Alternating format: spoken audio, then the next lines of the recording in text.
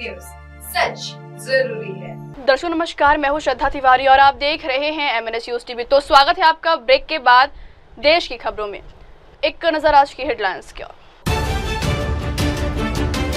BJP अध्यक्ष के चुनाव से पहले हलचल तेज। आप प्रदेश अध्यक्ष सौरभ भारद्वाज का RSS महासचिव दत्तात्रेय होसबोले के बयान पर महाराष्ट्र के मुख्यमंत्री ने वाराणसी शास्त्र केंद्र की अहमियत बताई। तो खबरें विस्तार से। बीजेपी अध्यक्ष के चुनाव से पहले हलचल तेज। बीजेपी अध्यक्ष पद के आगामी चुनाव से पहले पार्टी में हलचल तेज हो गई है। JP नड्डा के मोदी सरकार 3.0 में स्वास्थ्य मंत्रालय संभालने के बाद से ही भाजपा के राष्ट्रीय अध्यक्ष पद के लिए कई नामों पर चर्चा चल रही है। भाजपा नेतृत्व ने 3 प्रमुख नेताओं को बड़ी जिम्मेदारी सौंपी है।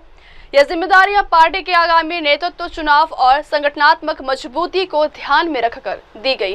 भाजपा ने शुक्रवार को महाराष्ट्र, उत्तराखंड और पश्चिम बंगाल में अपने संगठनात्मक चुनावों की देखरेख के लिए राज्य चुनाव अधिकारियों की नियुक्ति की। केंद्रीय मंत्री किरेन रिजिजू और हर्ष मल्होत्रा तथा पूर्व केंद्रीय मंत्री रविशंकर प्रसाद को क्रमशः महाराष्ट्र, उत्तराखंड और पश्चिम बंगाल के लिए यह जिम्मेदारी सौंपी गई।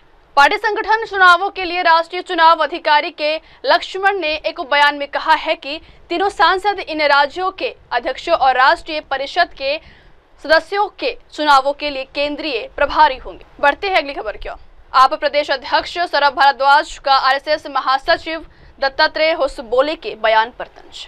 RSS महासचिव दत्तात्रेय होसबोले के हालिया बयान के बाद जिसमें उन्होंने राजनीतिक विषयों पर कुछ प्रतिक्रियाएं दी थी, आम आदमी पार्टी के प्रदेश अध्यक्ष सौरभ भारद्वाज ने कड़ी प्रतिक्रिया व्यक्त की है। भारद्वाज ने कहा है कि 2024 के लोकसभा चुनाव से पहले भाजपा के कई बड़े नेताओं ने दावा किया था कि पार्टी को 350 सीटें मिलेंगी और वे संविधान बदल लेंगे। उसके कारण भाजपा को केवल 240 सीटें मिली। अब RSS ने वही बहस शुरू कर दी है। उन्होंने आगे कहा है कि धर्मनिरपेक्षता और समाजवाद शब्दों से कोई दिक्कत नहीं होनी चाहिए। भाजपा सरकार के 11 साल में देश के सारे संसाधन पूंजीपतियों को सौंप दिए गए हैं। वे सब कुछ बेच रहे हैं, निजीकरण कर रहे हैं। 2024 के लोकसभा चुनाव से पहले भारतीय जनता पार्टी के कई बड़े बड़े लोगों ने ये दावा किया था कि भारतीय जनता पार्टी को 350 सीटें आएंगी और हम संविधान बदलेंगे, और उसको लेके देश में ऐसा माहौल बना जिसकी वजह से भारतीय जनता पार्टी 240 पे रह गई। उसके बाद अब दोबारा से RSS ने उसी बहस को शुरू किया है और धर्मनिरपेक्ष शब्द और समाजवाद शब्द, इनसे कोई समस्या होनी नहीं चाहिए। मगर जो भारतीय जनता पार्टी की 11 साल की सरकार से दिखा है, ये देश के तमाम संसाधन पूंजीपतियों के हाथ में दे रहे हैं। रेल बेच दिया, सेल बेच दिया, तेल बेच दिया, एयरपोर्ट बेच दिया, सी पोर्ट बेच दिया, रेलवे स्टेशन बेच, सब कुछ बेचते चले जा रहे हैं, प्राइवेटाइज कर रहे हैं। इसलिए इनको समाजवाद शब्द से दिक्कत तो है, क्योंकि समाजवाद नहीं, ये पूंजीवाद के पुजारी हैं। और पूंजीवाद का मतलब ये होता है कि देश के सभी संसाधन जनता के हाथ में ना रहें, कुछ पूंजीवादी लोगों के हाथ में रहें। और ये एक बहुत खतरनाक जो है इंडिकेशन है देश की गरीब जनता के लिए, क्योंकि अभी भी जो है कुछ पूंजीपति परिवार ही जो है पूरे देश को चलाने की कोशिश कर रहे हैं। बढ़ते हैं अगली खबर की ओर।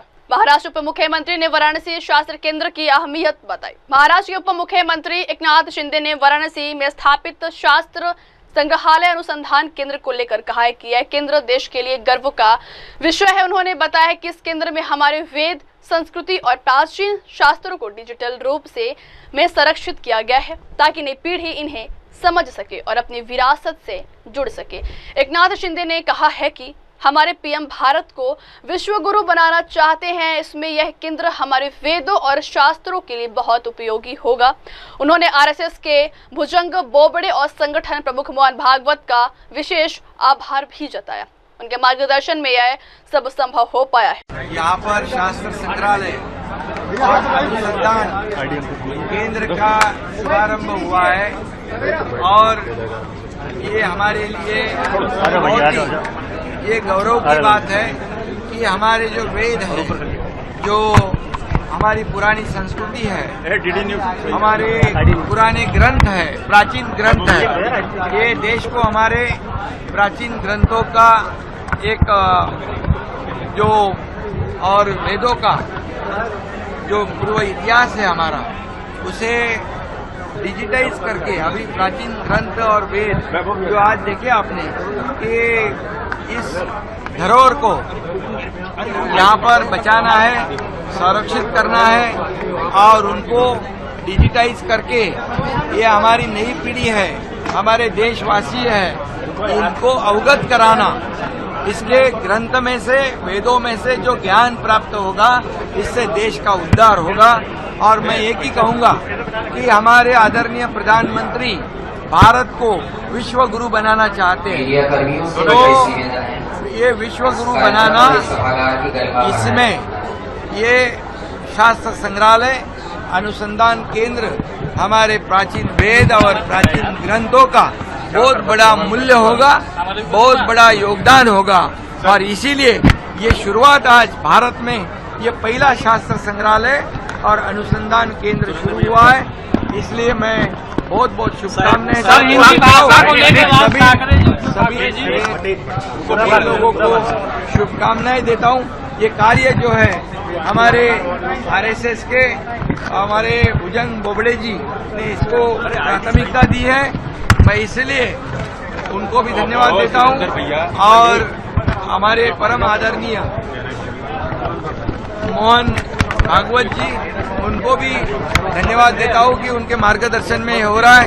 हमारे रामानंद तिवारी जी है, हमारे पद्मश्री आचार्य हमारे गणेश्वर द्रविड़ गुरु जी है, वो भी दयाशंकर मिश्र जी है, हमारे मंत्री जी भी यहाँ पर दयाशंकर जी। ये सभी लोगों को मैं शुभकामनाएं देता हूँ। और ये जो हमारे भारत का जो युवा वर्ग है, ये इससे जुड़े और हमारी प्राचीन धरोहर को हर जगह पहुंचाए। और मुझे खुशी है कि इसमें योगदान देने का मौका मुझे मिला, और ये मैं खुद को भाग्यवान समझता हूँ, भाग्यशाली समझता हूँ कि महाराष्ट्र में भी हर जिले में ऐसे ये वेद और हमारे वेद और धार्मिक जो ग्रंथ है, पुरातन ग्रंथ है, ये डिजिटाइज होगा। थाने में भी इसका एक बड़ा केंद्र शुरू होगा। और मैं इसीलिए आज के शास्त्र संग्रहालय और अनुसंधान केंद्र की शुरुआत को ढेर सारी शुभकामनाएं देता हूँ।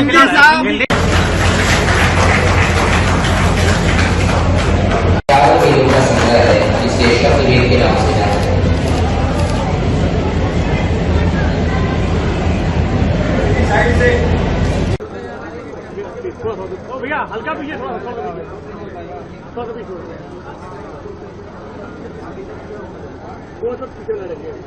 बढ़ते हैं अगली खबर की ओर। शेफाली जरीवाला के घर पहुंची पुलिस, मौत के कारणों की जांच जारी। अभिनेत्री शेफाली जरीवाला के 42 वर्ष की उम्र में निधन की खबर से सभी स्तब्ध है। मुंबई पुलिस और फोरेंसिक टीम आज सुबह उनके मुंबई स्थित अंधेरी इलाके में बने घर पर पहुंची। मुंबई पुलिस के अनुसार उन्हें रात लगभग 1 बजे इस घटना की सूचना मिली है। उनका शव उनके घर पर पाया गया। शव को पोस्टमार्टम के लिए कूपर अस्पताल भेज दिया गया है। पुलिस ने कहा है कि मौत के कारणों का अभी तक पता नहीं चल पाया है और मामले की जांच जारी है। शेफाली जरीवाला के निधन की यह अचानक खबर उनके परिवार, दोस्तों और फिल्म जगत के लिए एक बड़ी त्रासदी साबित हुई।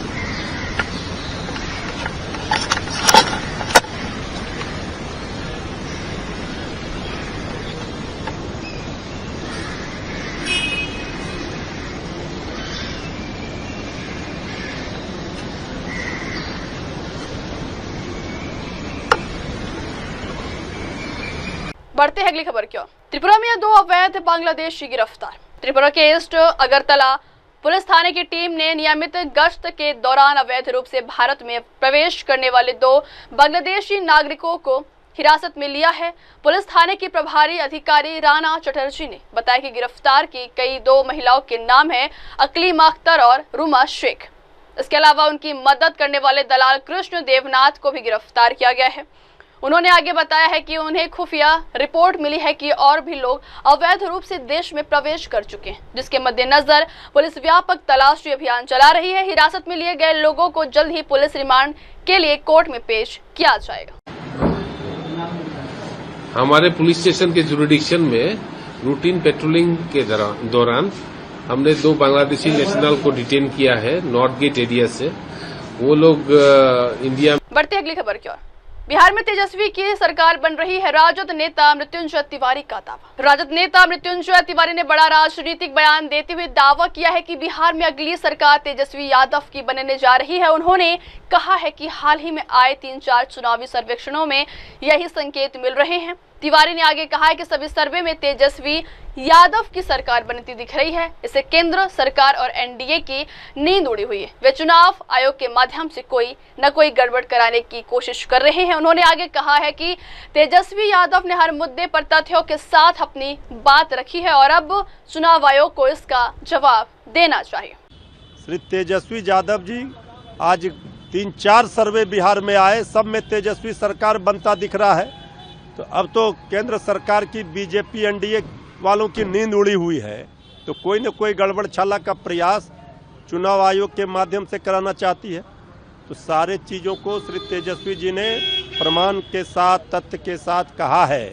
चुनाव आयोग को इस पर जवाब देना चाहिए, न कि वैसे सरकार में बैठे लोगों को जो चुनाव आयोग को अपना कठपुतली बनाकर रखे हैं। बढ़ती अगली खबर की ओर। पुरी में रथ यात्रा पर बोले स्वामी सुखदर्शन दास। श्री जगन्नाथ रथ यात्रा के पावन अवसर पर आज देश भर में लाखों श्रद्धालु पुरी पहुंचे। इस अवसर पर श्री स्वामी नारायण मंदिर वड़ताल से पधारे स्वामी श्री सुखदर्शन दास ने अपने अनुभव साझा करते हुए कहा है कि हम गुजरात से आए हैं। आज रथ यात्रा का बड़ा उत्सव है। भगवान जगन्नाथ सबको दर्शन देने निकले हैं, इसलिए हमने भी आज सुबह दर्शन किए। यह मेरे जीवन का सबसे अच्छा क्षण है।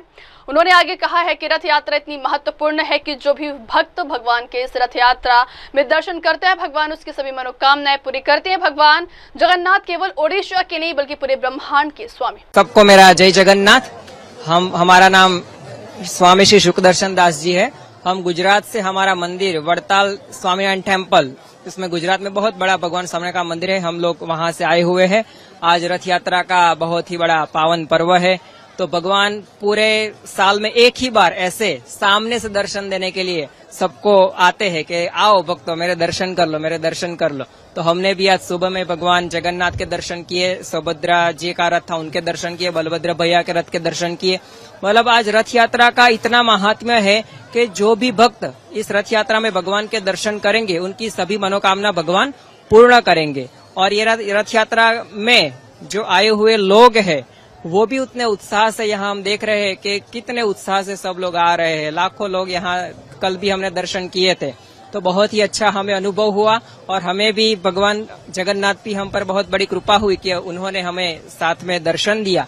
और साथ साथ में कहने का मुझे आनंद होगा कि this is the best moment ever in my life, that because I live in my past, I live in my present, the first time that I have did the darshan of this Jagannath Bhagwan. So I am very fortunate to be a part of this crucial moment, and thank you because Bhagwan Jagannath, this is the Lord of the universe. Jagatah Natheti Jagannath. ये भगवान जगन्नाथ है, वो सबके स्वामी है, जगत के स्वामी है, लेकिन पूरे यूनिवर्स के भगवान है।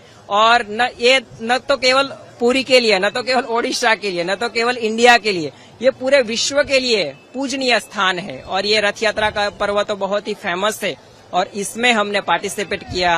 हमको यहाँ धन्य भागी हम मानते हैं। आपको खूब आनंद हुआ।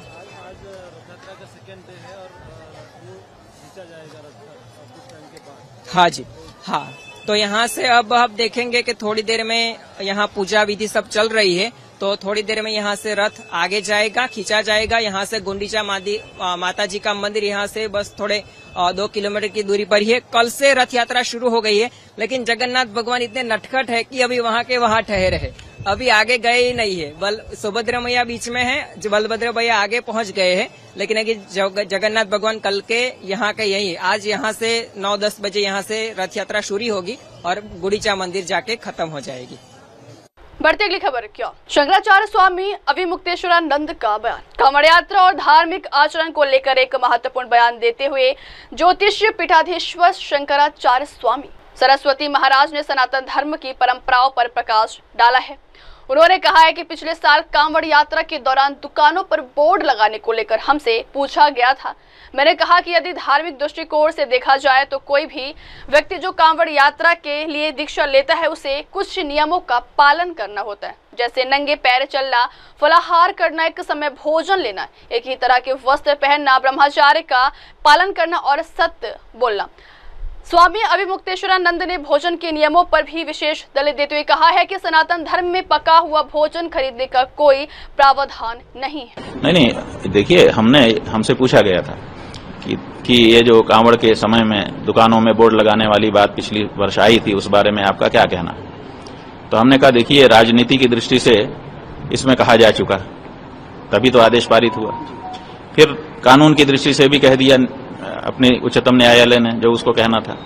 धर्म की दृष्टि से अगर हमसे आप पूछते हैं तो धर्म की दृष्टि से हम ये कहना चाहेंगे कि जो धर्म पालन करने के लिए तत्पर व्यक्ति होता है, जो किसी भी अनुष्ठान की दीक्षा लेता है कि मैं कांवड़ यहाँ से लेके यहाँ तक जाऊंगा, तो वो नियम पहले ले लेता है कि मैं नंगे पैर जाऊंगा, मैं फलाहार करूंगा, मैं भोजन करूंगा, एक समय भोजन करूंगा, यही कपड़े पहनूंगा, ब्रह्मचर्य से रहूंगा, असत्य नहीं बोलूंगा, आदि आदि।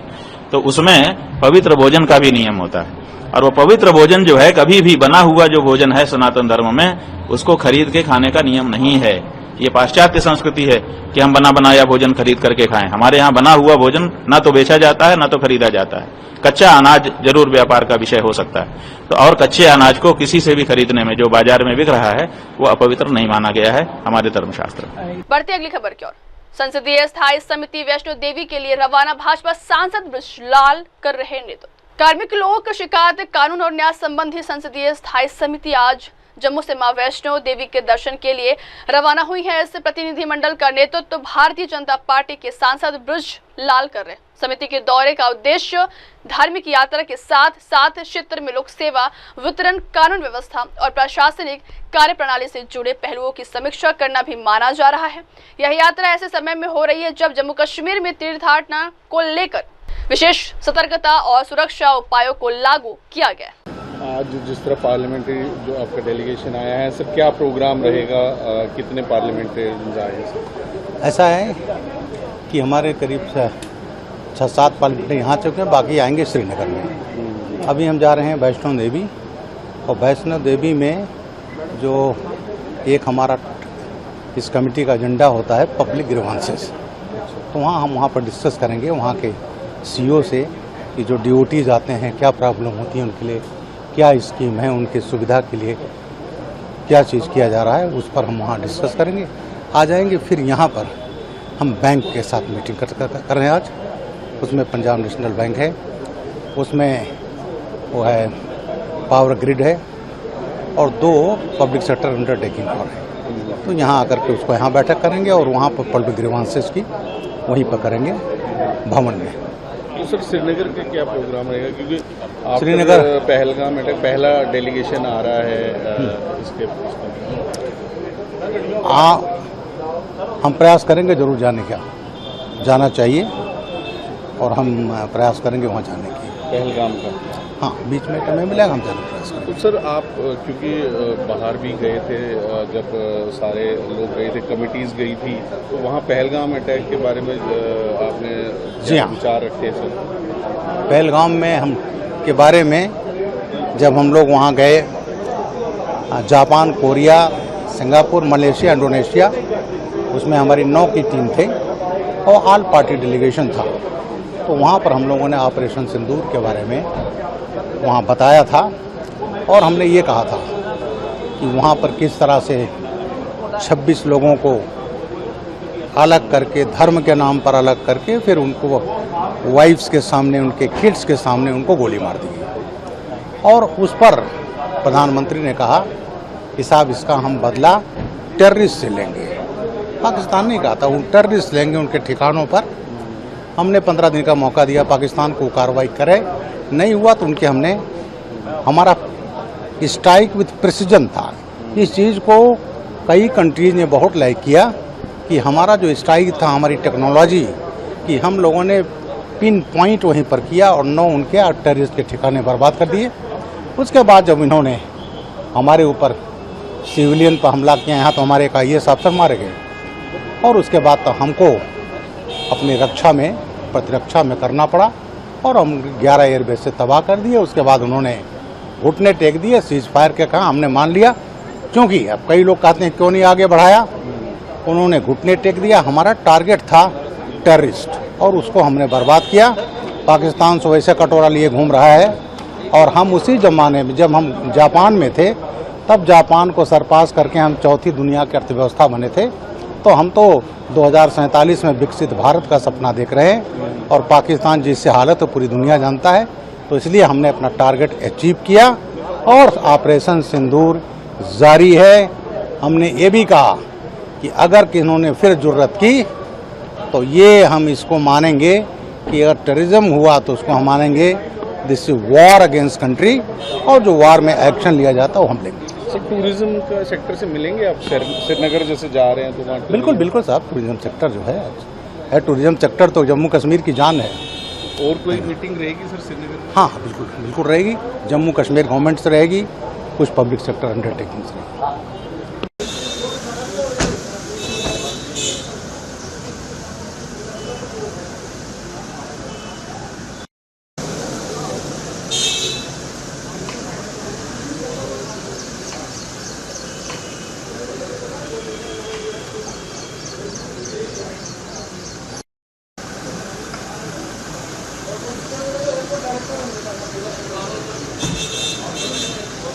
बढ़ती अगली खबर क्यों? संभल में अतिक्रमण के खिलाफ सख्त कार्रवाई, डीएम राजेंद्र पेंसिया का बयान। संभल जिले में अतिक्रमण विरोधी अभियान तेजी से चलाया जा रहा है। जिलाधिकारी राजेंद्र पेंसिया ने स्पष्ट किया है कि सार्वजनिक स्थानों पर अवैध कब्जों के खिलाफ प्रशासन सख्त रुख अपनाए हुए हैं। उन्होंने कहा है कि संभल में हर जगह अतिक्रमण विरोधी अभियान चल रहा है। जहां भी सार्वजनिक भूमि, सड़क या नालों पर अतिक्रमण है उसे हटाया जा रहा है। पहले संबंधित व्यक्तियों को नोटिस दिया जाता था, यदि इसके बावजूद अतिक्रमण नहीं हटाया जाता तो नगर पालिका द्वारा ध्वस्तीकरण की कार्रवाई की जाती है। अभियान के तहत कई स्थानों पर कार्रवाई की जा चुकी है और जनता से भी अपील की गई है कि वे स्वयं अतिक्रमण हटाकर सहयोग करें। प्रशासन का उद्देश्य शहर को सुव्यवस्थित और जनसुविधा के अनुकूल बनाना है।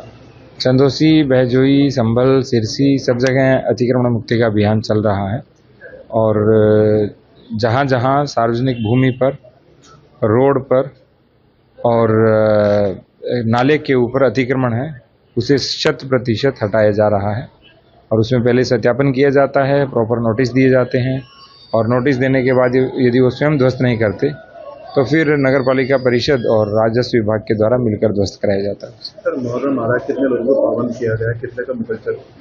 अभी 9 लाख से अधिक, वो 900 से अधिक लोगों को पाबंद किया गया है और जो मुचलका है वो SDM सामने वाले व्यक्ति को देख करके ही करते हैं। 50,000, 1 लाख रुपए से लेकर 5 लाख रुपए तक का जो मुचलका है उसे बढ़ती अगली खबर की ओर। ओडिशा के उप मुख्यमंत्री कनकवर्धन सिंहदेव ने महाप्रभु जगन्नाथ से शांति और समृद्धि की कामना की। ओडिशा के पवित्र शहर पुरी में आज रथ यात्रा 2025 के पावन अवसर पर देश विदेश से श्रद्धालु उमड़े। इस ऐतिहासिक आयोजन के दौरान ओडिशा के उप मुख्यमंत्री कनकवर्धन सिंह देव ने रथ यात्रा में हिस्सा लेकर अपने अनुभव को साझा किया। उन्होंने कहा है कि मुझे पुरी में महाप्रभु जगन्नाथ की रथ यात्रा देखने का सौभाग्य मिला है। मैं कहना चाहता हूं कि महाप्रभु जगन्नाथ दुनिया में शांति बनाए रखने और सभी परिवारों में शांति और खुशी का माहौल बनाए रखे। हर वर्ष की तरह इस वर्ष भी भगवान बलभद्र, देवी सुभद्रा और भगवान जगन्नाथ की भव्य रथों को देखने के लिए लाखों श्रद्धालु पुरी पहुंचे। रथों की आकर्षक साज सज्जा, भक्ति से ओतप्रोत वातावरण और उत्साही श्रद्धालुओं की भीड़ ने इस पर्व को और भी भव्य बना दिया। सर्वप्रथम आज जो महाप्रभु जगन्नाथ की रथ यात्रा पुरी में देखने का सौभाग्य मिला है मेरे को, उसमें मैं यही कहना चाहता हूं आपके व्यूअर्स के माध्यम से कि महाप्रभु जगन्नाथ विश्व में शांति बनाए रखें और सब के परिवारों में सुख शांति का माहौल बना के रखें। यही प्रार्थना विश्व के हर व्यक्ति की है कि शांति जितनी बनी रहेगी उतना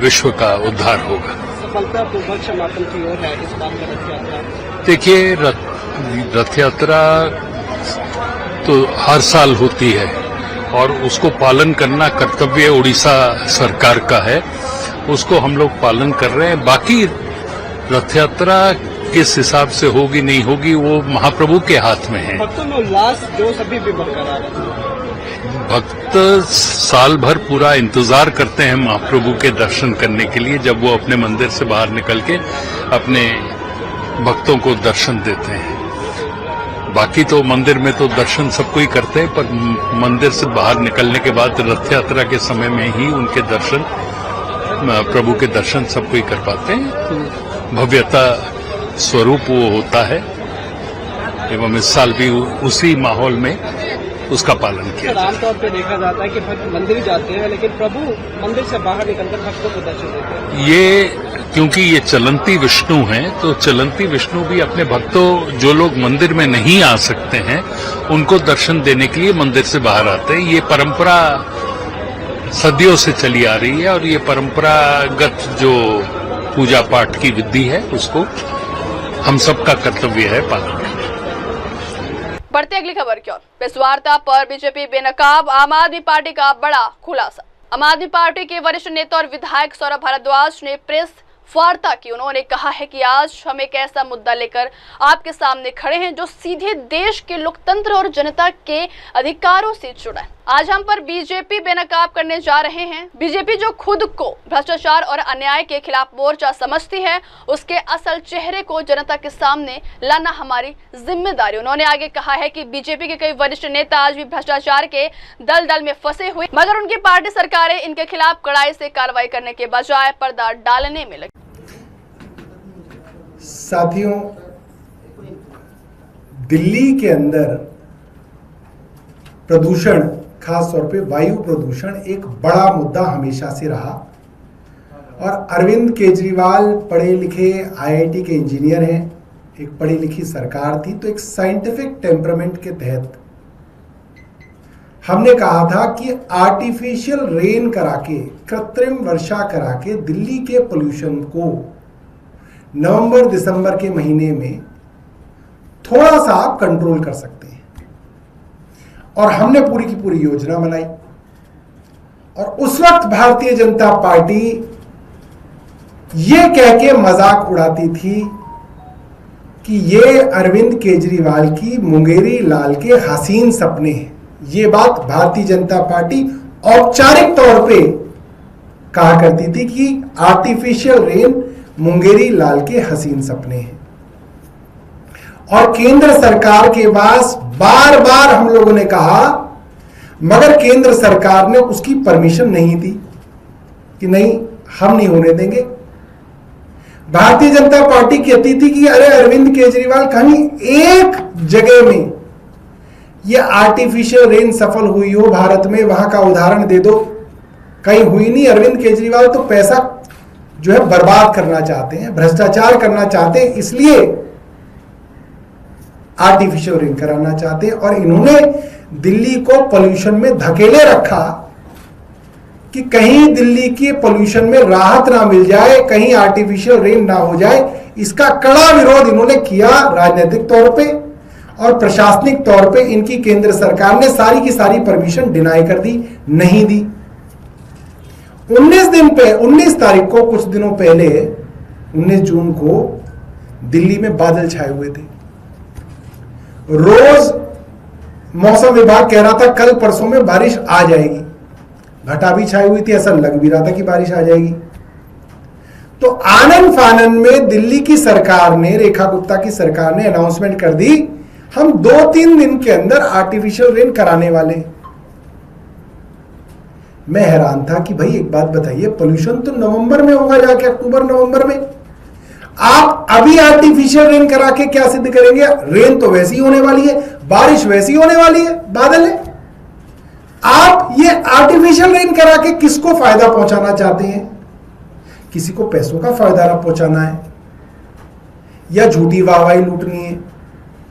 मगर हुआ ये कि बादल जो है वो हवा उड़ा के ले गई और जो है धूप निकल रही है, तो आर्टिफिशियल रेन हुई नहीं। क्यों नहीं हुई? क्योंकि असली बारिश ही नहीं हुई, तो आर्टिफिशियल कैसे होगी? तो ये दिल्ली का मजाक है।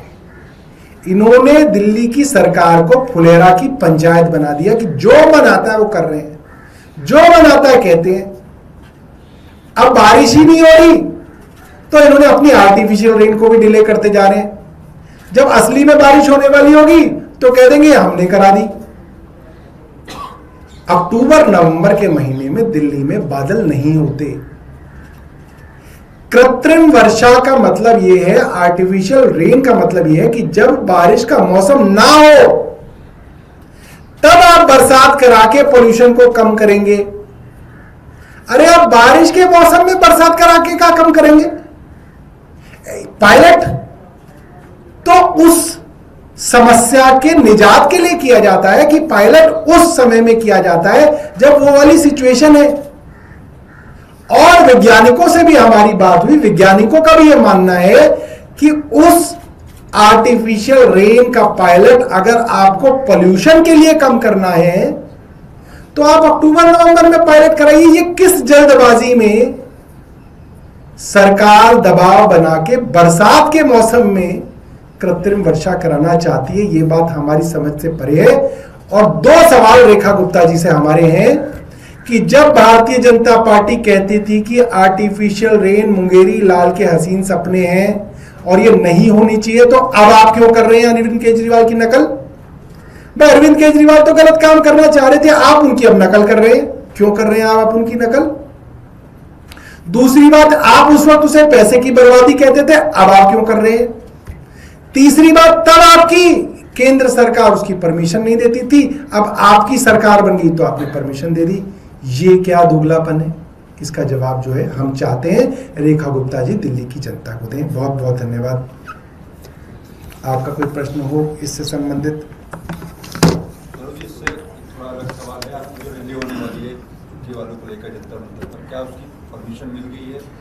देखिए, पहली बात तो मैं आपको बताऊं, ये तमाम अलग अलग कोर्टों के आदेश पर यह तय हुआ है कि कोई भी आदमी सरकार के खिलाफ अपनी आवाज उठाना चाहता हो तो जंतर मंतर जा सकता है। इस सरकार के बनने से पहले तो वो कहीं पर भी प्रदर्शन कर सकता था। इंडिया गेट पे भी प्रदर्शन होते थे, गली मोहल्लों में भी प्रदर्शन होते थे, रामलीला मैदान में प्रदर्शन होते थे, प्रधानमंत्री निवास के सामने हम लोगों ने निर्भया के समय में प्रदर्शन किए, आईटीओ में प्रदर्शन होते थे।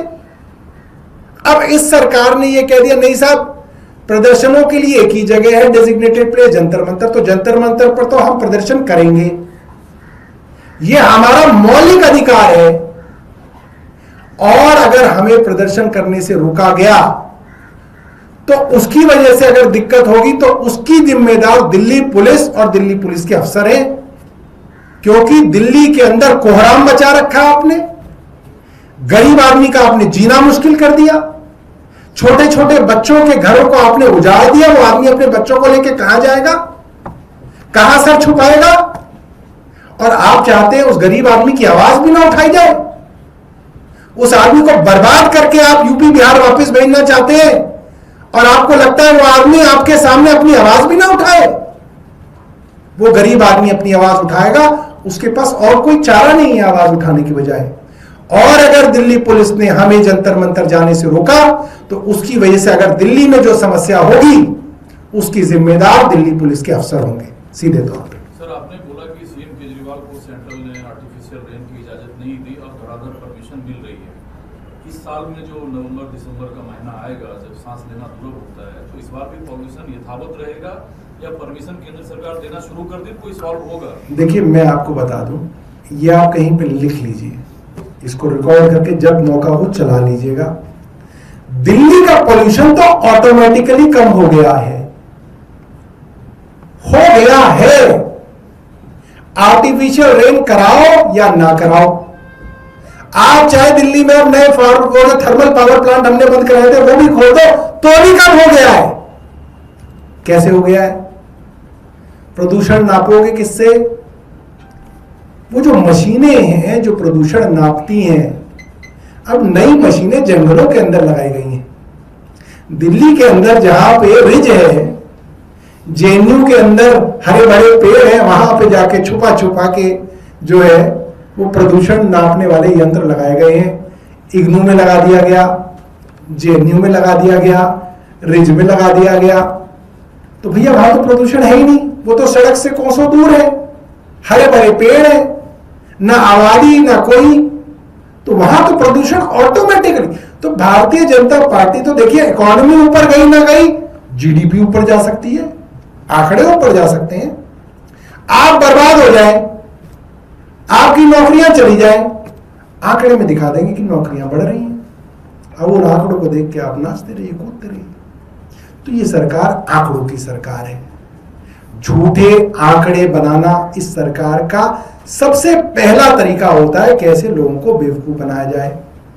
तो उस तरीके से बेवकूफ बना के आप देखिए ना, 2 हफ्ते 3 हफ्ते पहले मैंने आपको लाइव टीवी पे दिखाया, कैमरे पे, कि देखो मेरे फोन के अंदर वेदर ऐप जो है वो दिखा रही है कि 500 से ऊपर पोल्यूशन था यहां ऑफिस में, और दिल्ली पोल्यूशन कंट्रोल बोर्ड के हिसाब से पोल्यूशन कम था। कैसे कम था? क्योंकि आपने वो मशीनें ऐसी जगह लगा दी। बल्कि मैं तो कह रहा हूं कि आप अपने कमरों में क्यों नहीं लगा लेते? मुख्यमंत्री अपने कमरे में वो चला लें, क्या कहते हैं वो जो चलता है, क्या कहते हैं, एयर प्यूरिफायर, और वहां पे लगा ले, एक सिरसा जी लगा ले, एयर प्यूरिफायर चला ले, और उसके सामने एक इंडिकेटर लगा दे। एयर प्यूरिफायर वाले की भी एडवर्टाइजमेंट हो जाएगी, आपकी भी सरदर्दी खत्म हो जाएगी। इतनी भी जहमत क्यों उठा रहे हो कि भैया वहां पे जंगलों के अंदर इंडिकेटर? बहुत बुरा हाल है, बहुत बुरा हाल है। फुलेरा की पंचायत है, फुलेरा की पंचायत, फुलेरा की पंचायत की तरह दिल्ली देश की राजधानी को चलाया जा रहा है। और कोई प्रश्न? आपके खिलाफ एफआईआर हुई है, एसीबी ने। आप इतना क्यों मुस्कुरा रहे हैं? देखिए, ऐसा है, हम ये चाहते हैं कि देश में जितने भी प्रोजेक्ट डिले होते हैं उनमें मंत्रियों के ऊपर एफआईआर करनी शुरू करी जाए। अगर हम ही को पहला बलि का बकरा बनाना तो हम भी बनने के लिए तैयार हैं, मगर वो जो बाकी मंत्री घूम रहे केंद्र सरकार के, उन पे भी तो एफआईआर कर लो। उन पर कौन एफआईआर करेगा? और केंद्र सरकार तो चलो छोड़ो, रानी झांसी फ्लाईओवर, इसका तो मुझे लगता है कि वर्ल्ड रिकॉर्ड होगा। रानी झांसी फ्लाईओवर शायद 1998 में कंसीव किया गया और बताया गया कि ये 2018 तक बन के तैयार हो जाएगा। माफ कीजिएगा, 2006 में शुरू में बताया गया था कि बन के तैयार हो जाएगा, और ये 2 दशकों में बनाया। 1998 में शुरू हुआ और 2018 में बनाया। 2 दशकों में 20 साल, जिसमें 16-17 साल भारतीय जनता पार्टी के थे। इसमें ये फ्लाईओवर बन के तैयार हुआ। इसकी इनिशियल जो 2006 में जो इसकी कॉस्ट मानी गई थी, वो मानी गई थी 177.7 करोड़ रुपए, और ये बन के तैयार हुआ 825 करोड़ में, यानी कि 4 गुने से भी ज्यादा, लगभग 5 गुने जो है इसकी कीमत बढ़ गई। तो भाई भारतीय जनता पार्टी की एमसीडी थी, उनकी भी कोई, उनके भी मेयर के ऊपर या उनकी स्टैंडिंग कमेटी के ऊपर एफआईआर दर्ज की हो तो हमें बता दो। दूसरा, बुलेट ट्रेन, प्रधानमंत्री जी का फ्लैगशिप प्रोजेक्ट, 2015 में शुरुआत हुई। कहा गया कि 2023 में बुलेट ट्रेन अहमदाबाद से मुंबई चला करेगी। 2023 तो आगे निकल गया, बुलेट ट्रेन तो अभी चली नहीं। अब बताया जा रहा है कि 2033 में कंप्लीट होगी, और जो अनुमान लगाया जा रहा है, क्योंकि वो तो खर्चा जब होगा तो पता चलेगा, 1 लाख करोड़ रुपए का ये एस्टिमेट था इनिशियली, और बताया जा रहा है करीब करीब 2 लाख करोड़ रुपए में बनेगी, लगभग दुगना जो है इसके ऊपर खर्च हो जाएगा। तो क्या आप रेलवे मिनिस्टर के ऊपर FIR दर्ज कर सकते हैं? CBI कर सकती है हिम्मत? करे, हम तो स्वागत करेंगे। एक हम पे कर दिए, उन पे भी कर दो, वो भी थोड़े दिन भुगत लेंगे। और केंद्र सरकार की रिपोर्ट है 2023 की कि केंद्र सरकार का infrastructure and project monitoring division, जो इनके बड़े बड़े प्रोजेक्ट्स को मॉनिटर करता है, उसके हिसाब से, मेरे हिसाब से नहीं, केंद्र सरकार की डिवीजन के हिसाब से उनके 56% प्रोजेक्ट 3 साल से ज्यादा डिले होते हैं, और उसके अंदर लगभग 10.88 लाख करोड़ रुपए का खर्च आना था, जिसमें अब 14.07 लाख करोड़ रुपए का खर्च आएगा। लगभग 3.5 लाख करोड़ रुपए का ओवररन हुआ। तो ये जो 835 प्रोजेक्ट अलग अलग केंद्रीय मंत्रियों के हैं, मत तो भाई उन पे भी कर दो। अगर प्रोजेक्ट डिले पे मंत्रियों के ऊपर FIR होने लगेगी कि आपको कोई JE नहीं मिला, कोई AE नहीं मिला, कोई चीफ इंजीनियर नहीं मिला, special secretary, deputy secretary, secretary, principal secretary, chief secretary, आपको कोई नहीं दिखा, कह रहे मंत्री डिले करा रहा था वहां पे बैठ के, तो कमाल ही कर दिया आपने। ये तो आप कीर्तिमान बना रहे हैं। और कोई सवाल? सर, इसके अलावा दिल्ली में जो EV बसेस थी देवी नाम से, अब उसकी फ्लीट की 105 बसेस आज रिलीज की गई हैं, जो भगवा रंग में निकाली गई, उस पर क्या करेंगे? अब देखिए, वो बसें तो मोहल्ला बसें थी, अब उनका नाम बदल के आपने देवी कर दिया, अब आप उनका रंग भगवा कर रहे हैं। एक हिंदू के तौर पे मुझे इस पे ऐतराज है। बस में बैठने वाला यात्री खिड़की से थूकता भी है, पान की पीक भी फेंकता है, और कई बार उल्टी भी करते हैं, और वो उन बस की खिड़कियों से चिपके हुए उल्टी के दाग, पान की पीक, लोगों का थूक और बलगम मुझे मेरी धार्मिक आस्था को कष्ट पहुंचाता है। आपने नाम देवी रख दिया, रंग भगवा कर दिया। इस चीज के लिए तो नहीं है ये शब्द देवी, और इस चीज के लिए नहीं है ये रंग भगवा। मुख्यमंत्री जी को भगवा का शौक हो, रोज भगवा पहने, हमें खुशी होगी। मुख्यमंत्री उनका कार्यालय सारी दीवारें अंदर से भगवा करा ले, साफ सुथरा रहे, हमें कोई कष्ट नहीं। मुख्यमंत्री अपने घर के सारे कमरे भगवा करा ले, हमें इसमें भी कष्ट नहीं, क्योंकि साफ सफाई रहेगी। मगर ऐसी चीज जहां पे गंदगी हो, वो चीज अपमानित हो, वो ठीक नहीं है। जूते चप्पल लेके लोग उस बस में चढ़े। देवी को तो बहुत जो है, आपको शब्द जो है, शब्दों का चयन जो है ध्यान से करना चाहिए। भारतीय जनता पार्टी ऐसे काम करेगी ऐसी मुझे उम्मीद नहीं थी। हो सकता है हमारी इस बात को सुन के उनके मन में हिंदू धर्म के प्रति थोड़ी सी जो है सेंसिटिविटी आए, और वो अपना जो है विचार बदले। और कोई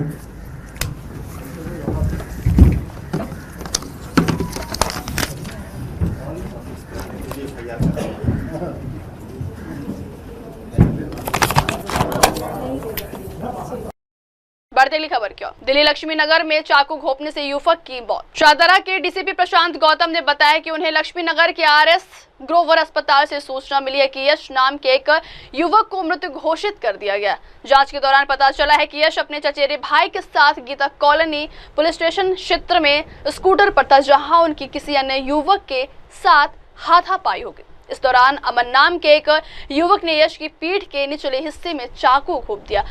घायल यश को तुरंत अस्पताल ले जाया गया है, जहां डॉक्टर ने उसे मृत घोषित कर दिया। इस मामले में कुल 3 आरोपियों की पहचान हुई है, जिनमें अमन और लकी नाम के युवक शामिल है। साथ ही एक नाबालिग भी इस मामले में संलिप्त है। सभी आरोपियों को पूर्व दिल्ली क्षेत्र अधिकार से गिरफ्तार कर लिया गया। पूरा मामला बड़ी दुखद घटना है ये। कल करीब 9:50 पर हमको MLC मिली RS ग्रोवर हॉस्पिटल जो लक्ष्मी नगर में है, वहाँ से ये इतला मिली कि एक लड़का जिसका नाम यश है, जिसकी उम्र 19 साल है, उसको डिक्लेयर्ड डेड। जब उसको हॉस्पिटल लेकर गए घायल अवस्था में, तो डॉक्टर ने उसको डिक्लेयर डेड कर दिया, वहाँ पर उसको एडमिट कराया गया, तब ये MLC हमको मिली। जांच में ये पता चला कि ये यश नाम का लड़का अपने कज़न के साथ रानी गार्डन एरिया गीता कॉलोनी जो हमारा पुलिस स्टेशन है उसकी जुरिसडिक्शन में स्कूटी पर जा रहा था। वहाँ पर एक लड़के के साथ इसकी टचिंग हुई और फिर वहाँ पर इनका ये झगड़ा बढ़ा, और उस झगड़े के दौरान उन लड़कों में से एक लड़के ने, जिसका नाम अमान है, अमान ने इसके चाकू से एक जानलेवा हमला किया जो इसके लोअर बैक में लगा, एक चाकू का, जिससे ये घायल हो गया, और घायल अवस्था में जब इसको हॉस्पिटल ले गए तो इसकी मृत्यु हो गई। तो सर इस पूरे घटनाक्रम में सर कितने लोग इन्वॉल्व थे और कितने लोगों को अरेस्ट किया गया, उनके नाम क्या क्या? इनिशियली जो हमारी जांच में आया तो इसमें 3 लोगों का नाम इसके अंदर हमारे सामने आया है, जिसमें से 2 लोग तो अडल्ट हैं, मेजर हैं, और एक लड़का माइनर है। जो मेजर हैं उसमें से उसका नाम अमान है, एक का जो यहीं रानी गार्डन एरिया का रहने वाला है, एक का नाम लक्की है जो सरोजनी नायडू पार्क में रहने वाला है, और एक लड़का इसमें जुवेनाइल है जिसकी उम्र 15 साल है। सर किस बात को लेकर दोनों के बीच में झगड़ा हुआ था? क्या रोड रेज सीरियस रहा सर? अभी जो भी इनिशियल हमने जांच करी है उस जांच के अंदर तो यही है कि ये यश जो मृतक है अपने कजन के साथ जा रहा था स्कूटी पर, और स्कूटी की टचिंग हुई जो लड़का 15 साल का उसके साथ, और फिर इन लोगों का वहीं पर ही झगड़ा बढ़ गया, और झगड़े के बाद ये जानलेवा हमला इसके ऊपर हुआ। तो वो माइनर के साथ बाकी लड़के भी मौजूद थे? माइनर के साथ वो बाकी लड़के वहीं मौजूद थे। तो उसके बाद सर कहाँ से इन लोगों को अरेस्ट किया गया है? इनको हम लोगों ने ईस्ट दिल्ली की जुरिसडिक्शन है वहां से अरेस्ट किया है इनको।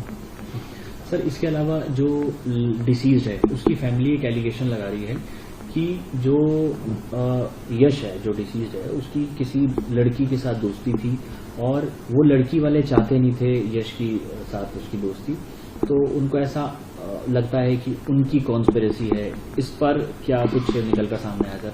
क्या इस एंगल पर भी जांच कर रहे हैं?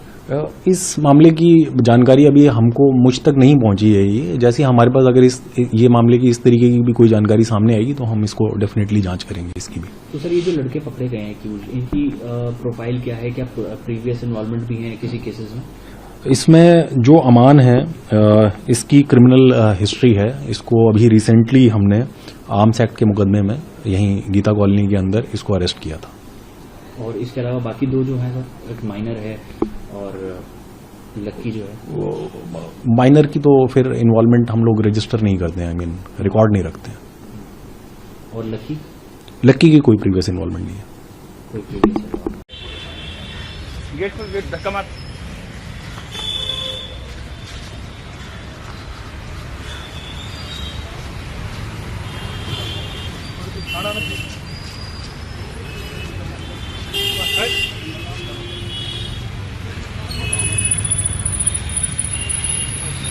बढ़ती अगली खबर क्या? श्रीनगर अब्दुल रशीद शेख के बेटे अबरार रशीद 24 घंटे की भूख हड़ताल पर। जम्मू कश्मीर जेल में बंद बारामुल्ला के सांसद अब्दुल रशीद शेख उर्फ इंजीनियर रशीद के बेटे अबरार रशीद ने घोषणा की है कि वे आज रात 8 बजे से 24 घंटे की भूख हड़ताल शुरू करेंगे। यह भूख हड़ताल जम्मू कश्मीर के लोगों को उनके लगातार छीनते जा रहे लोकतांत्रिक अधिकारों के खिलाफ एक विरोध स्वरूप है। अबरार रशीद ने कहा है कि राष्ट्रीय दलों चाहे वह कांग्रेस हो या भाजपा को यह याद दिलाना होगा कि उन्होंने कश्मीरियों के अधिकारों को कैसे दबाया।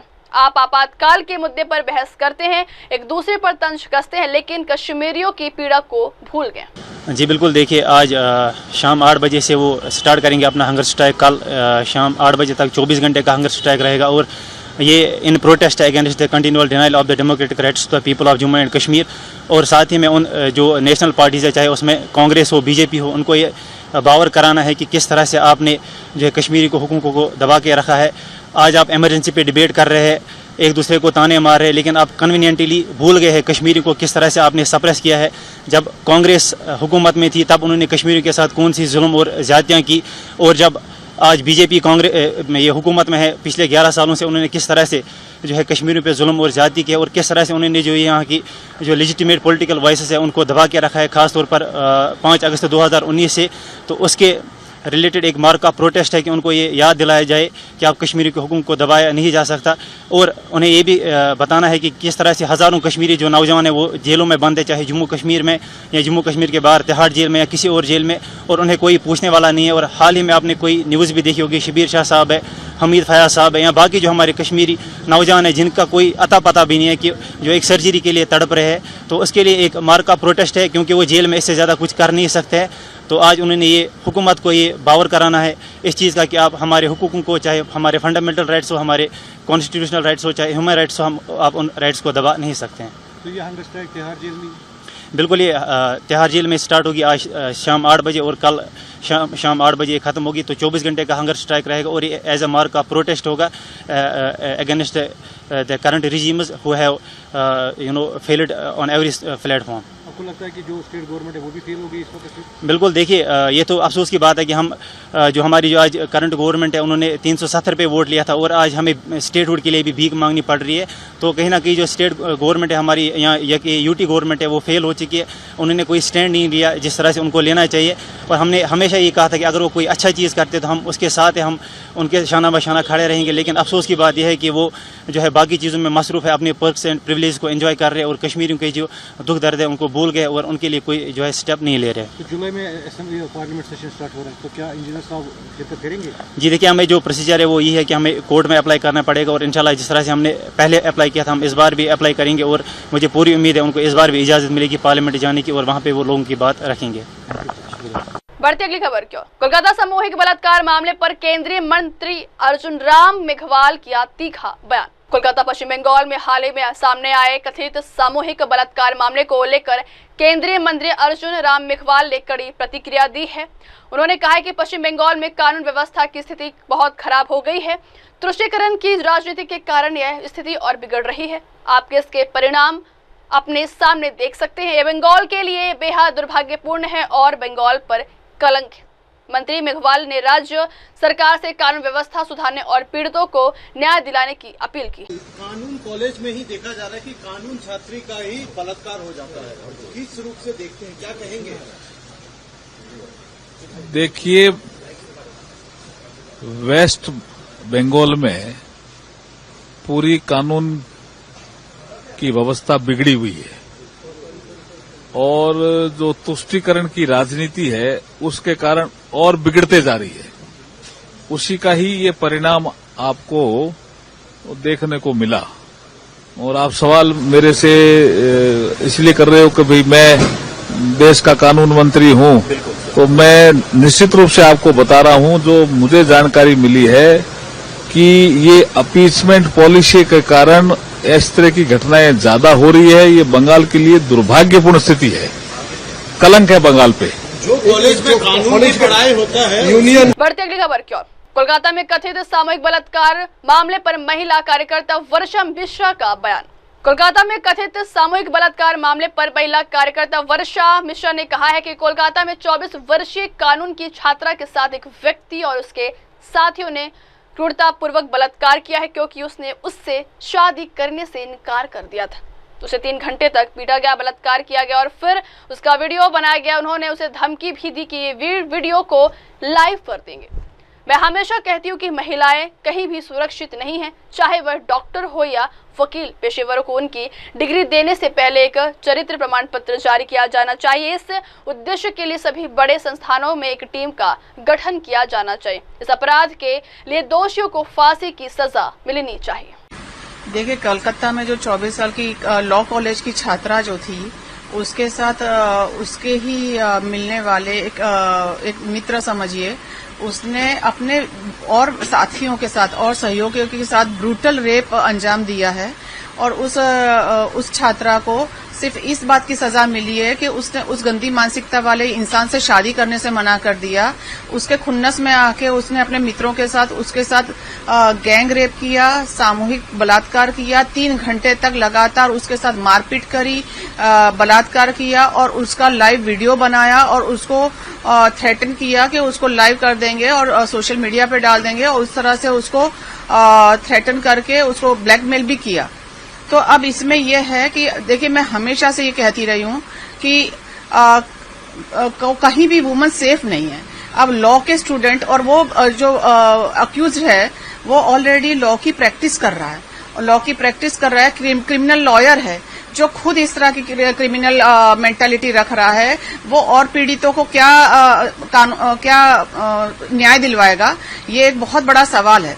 और इस तरह की गंदी मानसिकता वाले, और मुझे तो लगता है कि हर प्रोफेशन में, डॉक्टर हो या लॉयर हो या किसी भी प्रोफेशन में, डिग्री देने से पहले आप जब एक डिग्री देते हो, प्रोफेशनल डिग्री सारे इंस्टीट्यूट देते हैं, तो वो डिग्री देने से पहले उस इंसान या उस स्टूडेंट के चरित्र का भी एक सर्टिफिकेट लगना चाहिए, जो ऐसे लगता तो है लेकिन फॉर्मली लगता है, वो ऐसे ही साइन करके दे दिया जाता है। लेकिन बाकायदा एक ऐसी हर बड़े इंस्टीट्यूट में इस तरह की टीम होनी चाहिए कि वो पहले उसका पता करे कि वो किस तरह की मानसिकता है, उस पर इस तरह के गंदे कोई इल्जाम नहीं लगे हैं या कुछ इस तरह की गतिविधि में वो इन्वॉल्व नहीं रहा है, उसके बाद उसको डिग्री देनी चाहिए। क्योंकि ये डिग्री लेके फिर समाज में खुले घूमते हैं और उसके पंजे में, उसके शिकंजे में कितने पीड़ित लोग जो सही में बहुत तकलीफ में होते हैं और अपने पैसा खर्चा करके इन प्रोफेशनल्स के पास जाते हैं, तो जो खुद ही ऐसी तरह की मानसिकता वाला होगा वो किसको क्या न्याय दिलाएगा। और दूसरी चीज ये है कि वो जो पीड़िता है उसके लिए हमें मतलब ये कहते हैं कि स्त्री में एक सिक्स्थ सेंस होती है कि जो इंसान को पहचानती है, तो कहीं ना कहीं उसको सही बुरे की समझ थी, तभी उस लड़की ने उससे शादी के लिए मना किया। ये भी एक बात है। और दूसरी चीज ये है कि देखिए, आज की दुनिया में लोग इतना प्रिटेंड करते हैं और लड़कियों को भरमाने के लिए, लड़कियों को बरगलाने के लिए इस तरह की बातें और इस तरह का बिहेवियर करते हैं कि उनकी जो असलियत होती है वो बहुत लेट सामने आती है, बहुत, और वो भी समझने वाले समझ पाते हैं। कई बार उनका असली चरित्र तो समझ में भी नहीं आता है। तो उस लड़की के साथ जो भी हुआ और जिस तरह से हुआ वो बहुत दुखनीय है। और जब कानून व्यवस्था की पढ़ाई करने वाले ही इस तरह की गतिविधि करेंगे तो हम किसके पास जाएंगे? आज वही लॉयर बनेंगे, कल वही जज बनेंगे और वही हमारे जीवन के फैसले तय करेंगे। हमारी जीवन मृत्यु, हमारे कैद या कितने साल की सजा होनी है, या क्या आप आरोपी हो नहीं हो, या आपको जामीन मिलनी है कि आपको छोड़ देना है, वो ये तय करेंगे। इनके हाथों में कितने लोगों का जीवन होगा, ये आप सोचिए।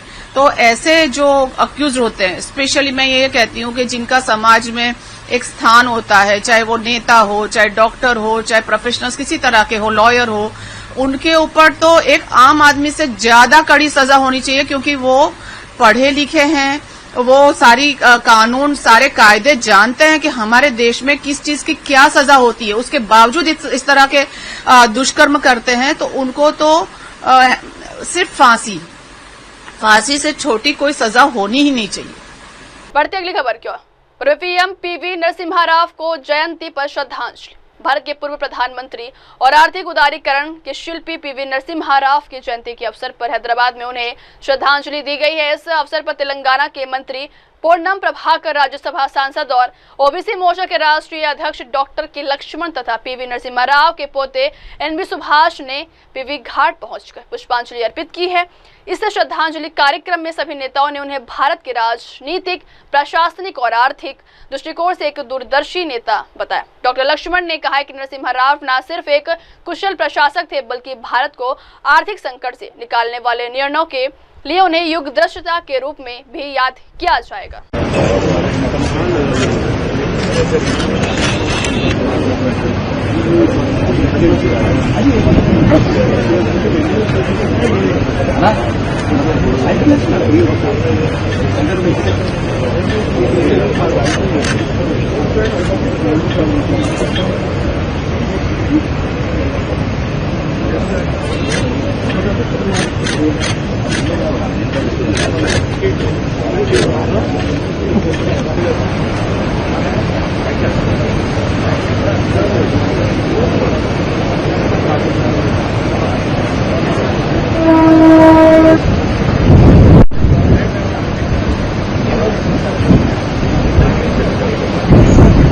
फोटोग्राफर है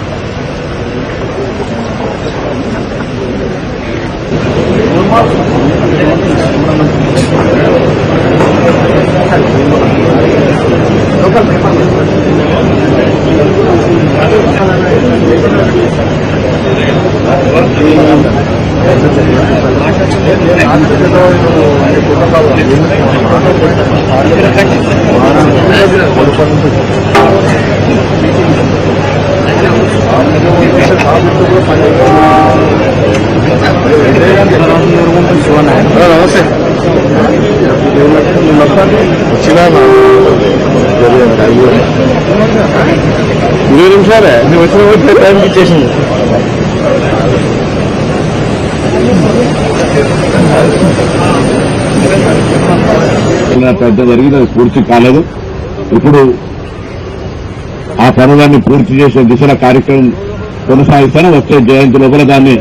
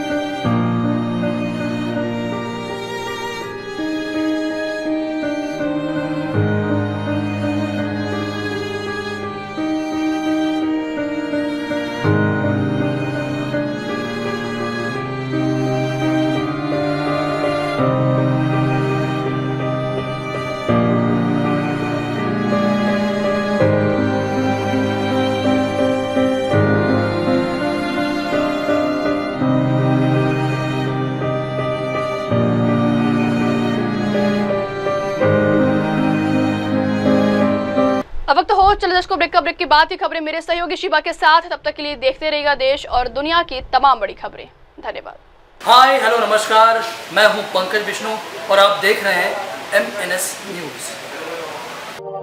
आप देख रहे हैं MNS न्यूज, सच